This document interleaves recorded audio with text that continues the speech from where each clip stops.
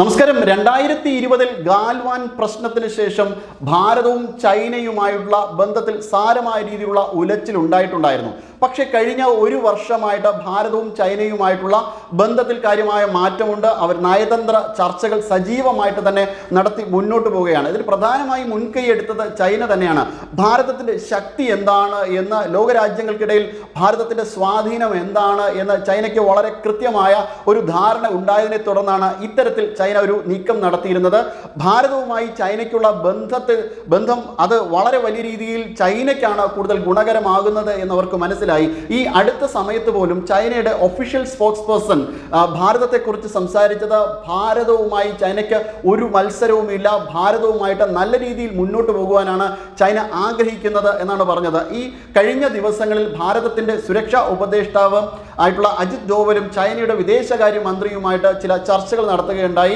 BRICS സുരക്ഷാ ഉപദേഷ്ടാക്കളുടെ യോഗത്തിനിടയിലാണ് ഇത്തരത്തിലൊരു ചർച്ച നടന്നത്. ആ ചർച്ചയ്ക്കിടയിൽ അജിത് ഡോവൽ പറഞ്ഞ ചില കാര്യങ്ങളാണ്, ചില പ്രസ്താവനകളാണ് ഇപ്പോൾ വലിയ ചർച്ചകൾക്ക് വിധേയമാക്കുന്നത്. ചൈനയോട് വളരെ കൃത്യമായി കാർക്കശ സ്വഭാവത്തോടു കൂടി തന്നെ ചില കാര്യങ്ങൾ അജിത് ഡോവൽ പറയുകയുണ്ടായി. അതായത് ചൈനയുമായിട്ട് ഏത് തരത്തിലുള്ള ബന്ധത്തിനും ഭാരതത്തിന് ഒരു മടിയുമില്ല, ഒരു പ്രശ്നവുമില്ല.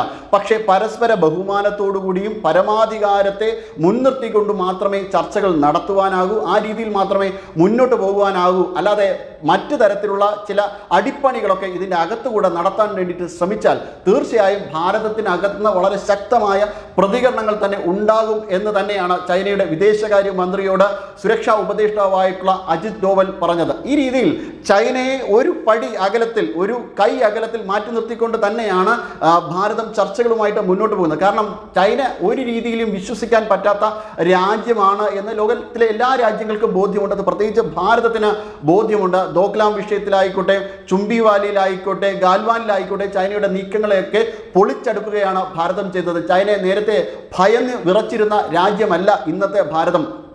ചൈനയെ പേടിച്ച് ഒരു കാലത്ത് ബോർഡർ റോഡുകൾ പോലും നിർമ്മിക്കുന്നതിന് ഭാരതത്തിന് ഭയമായിരുന്നു. ഇന്ന് അങ്ങനെയല്ല.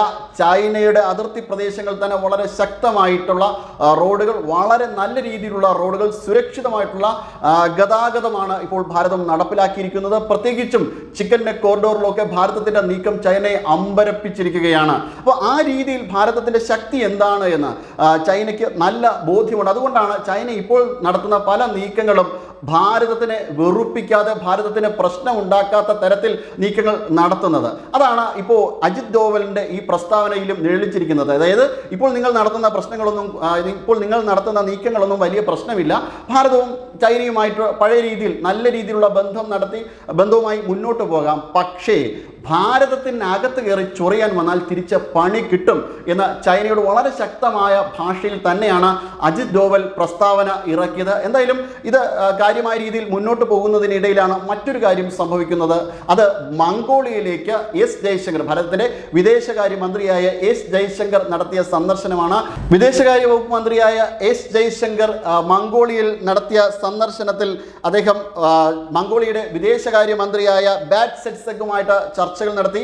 കഴിഞ്ഞ ജൂൺ 22, 23 ദിവസങ്ങളിൽ ഭാരതത്തിൽ അദ്ദേഹം സന്ദർശനം നടത്തിയിരുന്നു. ആ സന്ദർശനത്തിൻ്റെ മറുപടിയായിട്ടാണ് ഭാരതം മംഗോളിയയിലേക്ക് സന്ദർശനം നടത്തുന്നത്. മംഗോളിയൻ പ്രസിഡന്റായ ഒക്നാഗിൻ ഖുൽസുഗുമായിട്ടും ഒക്കെ അദ്ദേഹം ചർച്ച നടത്തുകയുണ്ടായി. ഈ ചർച്ചയിൽ കാര്യമായ രീതിയിലുള്ള ഉഭയകക്ഷി ബന്ധത്തിനെക്കുറിച്ചും ഭാരതവും മംഗോളിയയുമായിട്ടുള്ള സജീവമായിട്ടുള്ള വികസന കാര്യങ്ങളിലൊക്കെ നല്ല ചർച്ചകൾ നടത്തി. ഊഷ്മളമായിട്ടുള്ള ഒരു ബന്ധം കാത്തു സൂക്ഷിക്കാൻ ഇരു രാജ്യങ്ങളും ആഗ്രഹിക്കുന്നു. സുരക്ഷയിലും സാമ്പത്തിക കാര്യങ്ങളിലും നയതന്ത്ര ബന്ധങ്ങളിലും കാര്യമായ രീതിയിലുള്ള ഒരു പുരോഗതിയാണ് മംഗോളിയൻ സന്ദർശനത്തിനിടയിൽ ഉണ്ടായത്. ഇത് ചൈനയെ വല്ലാതെ അമ്പരപ്പിച്ചിരിക്കുകയാണ്. കാരണം മംഗോളിയയുമായിട്ടുള്ള ഭാരതത്തിൻ്റെ ബന്ധം ചൈന വളരെ കൃത്യമായി, വളരെയധികം ജാഗ്രതയോടുകൂടിയാണ് നിരീക്ഷിക്കുന്നത്. കാരണം ഭാരതം എങ്ങനെയാണ് മുന്നോട്ട് പോകുന്നതെന്ന് അവർക്ക് നന്നായിട്ട് അറിയാം. ചൈനയുടെ ചുറ്റുമുള്ള രാജ്യങ്ങളെയൊക്കെ തന്നെ സ്ട്രിംഗ് ഓഫ് പേഴ്സ് എന്ന ഭാരതത്തിൻ്റെ നയതന്ത്ര നീക്കത്തിലൂടെ ഭാരതം അവരെയൊക്കെ വരുതിയിലാക്കി കഴിഞ്ഞു. ഇപ്പോൾ മംഗോളിയയെ കൂടി ഈ നീക്കത്തിലൂടെ ഭാരതത്തിൻ്റെ വരുതിയിൽ കൊണ്ടുവരികയാണെങ്കിൽ തീർച്ചയായും ചൈനയ്ക്ക് അത് വലിയ നഷ്ടം തന്നെയായിരിക്കും. കാരണം ഒരു സമയത്ത് മംഗോളിയ ചൈനയുടെ ഭാഗമാണ്, തായ്വാൻ പോലെ തന്നെ ചൈനയുടെ ഭാഗമാണ് എന്ന് ചൈന പറയുകയുണ്ടായി. ചൈന പല രാജ്യങ്ങളെടുത്തും ഈ രീതിയിലാണ് സമീപനം നടത്തിയത്. ഭാരതത്തിനോട് ഉൾപ്പെടെ, അതായത് അരുണാചൽ പ്രദേശ് ചൈനയുടെ അവിഭാജ്യ ഘടകമാണെന്ന് പറഞ്ഞുകൊണ്ട് ചൈന മാപ്പൊക്കെ ഇറക്കി. ഇതേ നീക്കം തന്നെ മംഗോളിയയോട് അവർ നടത്തി. മംഗോളിയയ്ക്ക് ചൈനയുടെ ഇത്തരത്തിലുള്ള വലിയേട്ടൻ നയത്തോട് ഒരു തരത്തിലുള്ള ബന്ധവുമില്ല. അപ്പോൾ ചൈനയെ ഒഴിവാക്കി നിർത്തുകയാണ്. അപ്പോൾ ഈ രീതിയിൽ ചൈനയുമായിട്ട് ചുറ്റുമുള്ള എല്ലാ രാജ്യങ്ങളും ഭാരതം വരുതിയിലാക്കുകയും മറ്റൊരു രീതിയിലേക്ക് ഭാരതം മുന്നോട്ട് പോവുകയും ചെയ്യുമ്പോൾ അത് ചൈനയ്ക്ക് വലിയ ക്ഷീണം തന്നെയാണ് ഉണ്ടാക്കുവാൻ പോകുന്നത്. ഈ നയതന്ത്ര നീക്കം ഒരുപക്ഷെ ചൈനയുടെ അന്ത്യം കുറിക്കും. ചൈനയുടെ ഒരു സാമ്പത്തികപരമായിട്ടുള്ള പുരോഗതിക്ക് തന്നെ വലിയ രീതിയിൽ ഒരു പ്രശ്നം ഉണ്ടാകുമെന്ന് ചൈന ഭയപ്പെടുന്നുണ്ട്. അതുകൊണ്ട് ഭാരതത്തിനെ വലിയ വെറുപ്പിക്കാത്ത രീതിയിൽ ചൈന ചില നീക്കങ്ങളൊക്കെ നടത്തുന്നു. ഭാരതവുമായിട്ട് മത്സരത്തിനില്ല എന്നൊക്കെ പറയുന്നുണ്ട്. എന്തായാലും ഇത് ചൈന നടത്തുന്ന ഒരു പ്രത്യേക തരത്തിൽ നീക്കമാണ്. ഇത് ഭാരതത്തിന് അറിയുകയും ചെയ്യാം. പക്ഷേ ഭാരതത്തിന് ചൈനയുമായിട്ട് ഒരു ശത്രുതയിൽ മുന്നോട്ട് പോകുവാൻ വേണ്ടിയിട്ട് ആഗ്രഹിക്കുന്നില്ല. ഭാരതത്തിൻ്റെ അയൽ രാജ്യമാണ്, സൈനികമായി വളരെയധികം ശക്തമായ രാജ്യമാണ്. അതുകൊണ്ട് തന്നെ ചൈനയുമായിട്ട് നല്ല രീതിയിൽ ബന്ധം വച്ച് പുലർത്തിക്കൊണ്ട് തന്നെ മുന്നോട്ട് പോകുവാൻ തന്നെയാണ് ഭാരതം ആഗ്രഹിക്കുന്നത്. പക്ഷേ ഭാരതത്തിനെ കയറി ചൊറിയാൻ വരരുത് എന്ന് മാത്രമേ ഭാരതത്തിന് ആഗ്രഹമുള്ളൂ. അതോടൊപ്പം തന്നെ ഭാരതത്തിൻ്റെ സൗഹൃദ രാജ്യങ്ങൾക്കെതിരെയും ഈ രീതിയിലുള്ള നീക്കങ്ങളൊന്നും നടത്തരുത്. ഇപ്പോൾ തായ്വാൻ, ഇപ്പോൾ അമേരിക്ക ഒരു തരത്തിൽ ദുർബലമായപ്പോൾ തായ്വാനെതിരെ ചില നീക്കങ്ങളൊക്കെ നടത്തുവാനാണ് ചൈന ആഗ്രഹിക്കുന്നത്. പക്ഷേ ഈ നീക്കങ്ങളെ ഒന്നും മുന്നോട്ട് പോകുവാൻ വേണ്ടിയിട്ട് ഭാരതം അനുവദിക്കില്ല. പഴയ രീതിയിൽ ഇപ്പോൾ 1950കളിൽ ചൈന ടിബറ്റിനെതിരെ നടത്തിയ നീക്കം നമുക്ക് എല്ലാവർക്കും തന്നെ അറിയാവുന്ന കാര്യമാണ്. ആ സമയത്ത് ഭാരതത്തിൻ്റെ പ്രധാനമന്ത്രിയായ ജവഹർലാൽ നെഹ്റു അത് ക്ഷമിച്ചു കൊടുക്കുകയും അത് കണ്ടില്ല എന്ന് നടിക്കുകയുമാണ് ചെയ്തത്. അതിനെ തുടർന്ന് ഭാരതത്തെ ചൈന ആക്രമിച്ചു. അപ്പോഴും നമ്മുടെ പ്രദേശങ്ങൾ നഷ്ടപ്പെടുന്ന ഒരു രംഗമാണ് ലോകം കണ്ടത്. ഈ രീതിയിൽ ഒരു നീക്കത്തിന് ഇനി ചൈന മുന്നോട്ട് പോകാൻ സാധ്യതയില്ല. കാരണം ഭാരതം ഇങ്ങോട്ട് തന്നാൽ 10 എണ്ണം തിരിച്ചു കൊടുക്കുമെന്ന് ചൈനയ്ക്ക് വ്യക്തമായ ധാരണയുണ്ട്. അമേരിക്കയോട് നിങ്ങളൊരു വൃദ്ധൻ സമ്പദ് വ്യവസ്ഥയാണ് എന്ന് പറഞ്ഞ് ചൈന ഭാരതത്തോട് അങ്ങനെ പറയില്ല. കാരണം ഭാരതം സാമ്പത്തികമായി വളരെ ശക്തമായ പുരോഗതിയുടെ പാതയിലാണ് എന്ന് ചൈനയ്ക്ക് അറിയാം. 7.2% ഭാരതത്തിൻ്റെ ഇപ്പോഴത്തെ GDP എന്ന് പറയുന്നത്. അതോടൊപ്പം തന്നെ പർച്ചേസിംഗ് പവർ പാരിറ്റിയിലടക്കം ഭാരതത്തിൻ്റെ വളരെ ശക്തമായ കുതിപ്പ് തുടരുകയാണ്. ഈ ഒരു സാഹചര്യത്തിൽ ഭാരതത്തെ വെറുപ്പിച്ചു കഴിഞ്ഞാൽ തീർച്ചയായും അതിൻ്റെ ആഘാതം ചൈനയ്ക്ക് തന്നെ കിട്ടും. ലോകരാജ്യങ്ങളെല്ലാം തന്നെ ഭാരതത്തെ ഇന്ന് ബഹുമാനിക്കുന്നുണ്ട്. ഭാരതത്തിൻ്റെ പാതയിലാണ് അവർ. ഭാരതവുമായി സഹകരണം ആഗ്രഹിക്കുന്നുണ്ട് എന്നും ചൈനയ്ക്ക് അറിയാം. അതുകൊണ്ടാണ് മേക്ക് ഇൻ ഇന്ത്യ പ്രോജക്റ്റിലൊക്കെ ചൈന ഇൻവെസ്റ്റ്മെന്റ് നടത്താൻ ആഗ്രഹിക്കുന്നത്.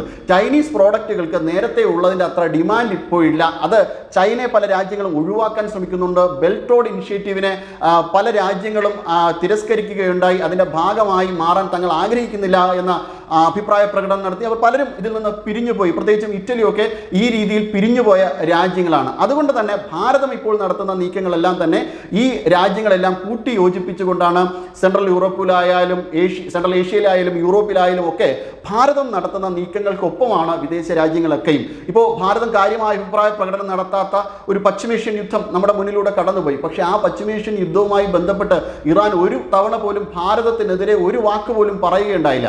ഇത് ഭാരതത്തിൻ്റെ കരുത്ത് എന്താണെന്ന് ചൈനയെ ബോധ്യപ്പെടുത്തുകയുണ്ടായി. ചൈന തേനും പാലുമാണ് ഇറാനിലേക്ക് ഒഴുക്കാൻ തയ്യാറെന്ന് പറഞ്ഞുകൊണ്ടിരിക്കുന്നത്. അങ്ങനെയുള്ള രാജ്യത്തെക്കാൾ ഇറാന് സ്നേഹം ഭാരതത്തിനോടാണ്. ഈ രീതിയിൽ ഭാരതത്തെ ലോകരാജ്യങ്ങൾ ബഹുമാനിക്കുകയും സ്നേഹിക്കുകയും ചെയ്യുന്നു.